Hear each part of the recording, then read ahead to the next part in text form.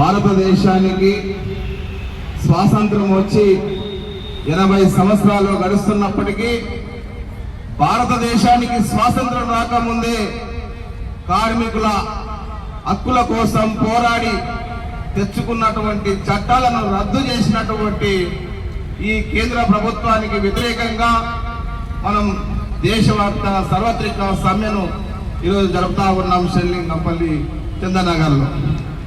Friends, ముఖ్యంగా మనం మన హక్కులను పోరాడి కష్టించి ఎన్నో ప్రాణాలు త్యాగాలు చేసి లేబర్ హక్కులను చట్టాలను మనం తెచ్చుకుంటే ఈరోజు కేంద్ర ప్రభుత్వం ఆ చట్టాలను ఎత్తివేసి 4 లేబర్ కోడ్లు తెచ్చి ఈ లేబర్ కోడ్లతోటి మొత్తం భారతదేశాన్ని నాశనం చేసే ప్రక్రియను మొదలుపెట్టిందని చెప్పి మనం భావించవలసినటువంటి అవసరం.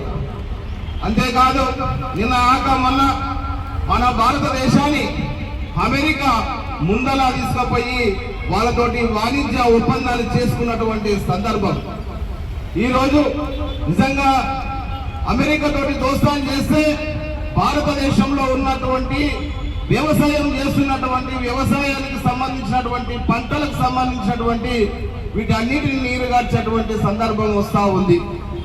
అంటే కేంద్ర ప్రభుత్వాన్ని మనం ఈరోజు ఓట్లేసి కొంతమంది తెలియక మోసపోయి ఓట్లేసి ఆ ప్రభుత్వాన్ని గెలిపిస్తే ఆ ప్రభుత్వం ఈరోజు ప్రజలకు ఏం చేస్తుందని చెప్పి మనందరికి మనం ప్రశ్నించవలసినటువంటి ప్రశ్న వేసుకోవాల్సినటువంటి అవసరం వాస్తవమైందని చెప్పి తెలియజేస్తా ఉన్నా.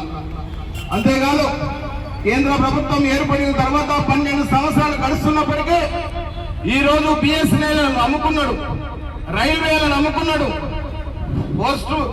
పోస్ట్ ఆఫీసులను అమ్మనిక పెట్టిండు, అదేవిధంగా విమానాశ్రయాలను అమ్మనిక పెట్టుకున్నాడు. ఈ రకంగా ప్రభుత్వానికి సంబంధించినటువంటి సెక్టార్లన్నింటిని అమ్మిన తర్వాత ఈరోజు వీళ్ళు ఏం ప్రభుత్వాన్ని పరిపాలన చేస్తారు?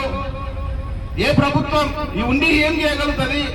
మరి గుర్రాలకు పన్నులు అమ్ముతారా అని చెప్పి మనం ప్రశ్నించాల్సినటువంటి అవసరం ఉందని చెప్పి తెలియజేస్తా ఉన్నాం ఫ్రెండ్స్.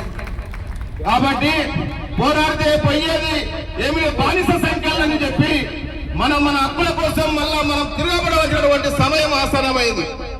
మనము అయితే కార్మికులు ఉన్నారో కనీస వేతనం 21,000 ప్రభుత్వాలు ఇవ్వాలని చెప్పి మనం డిమాండ్ చేస్తా ఉన్నాం. ఇల్లు లేనటువంటి కార్మికునికి ఇల్లు ఇవ్వాలని చెప్పి అడుగుతా ఉన్నాం. అదేవిధంగా ఉన్నతమైనటువంటి చదువులు చదివించాలని చెప్పి మనం కార్మిక పక్షాన కొట్లాడుతూ ఉంటే ఈ కేంద్ర ప్రభుత్వాలు ఉన్న చట్టాలను తీసేసి లేబర్ కోడ్లకి తీసుకొచ్చి మనల్ని కట్టు బానిసలు చేసే కుట్ర జరుగుతుందని చెప్పి తెలియజేస్తూ వీటన్నిటిని మనం రాబోయే కాలంలో పోరాటాల ద్వారా ఈ చట్టాల రద్దు ఏవైతే 4 లేబర్ కోడ్లు తెచ్చిండో ఆ లేబర్ కోడ్లను రద్దయ్యే వరకు పోరాడదాం అని చెప్పి తెలియజేస్తూ అవకాశం ఇచ్చినటువంటి అధ్యక్ష వర్గానికి విప్లవ శుభాకాంక్షలు తెలియజేస్తూ ముగించుకుంటున్నా ఫ్రెండ్స్. రామకృష్ణ గారికి ధన్యవాదాలు.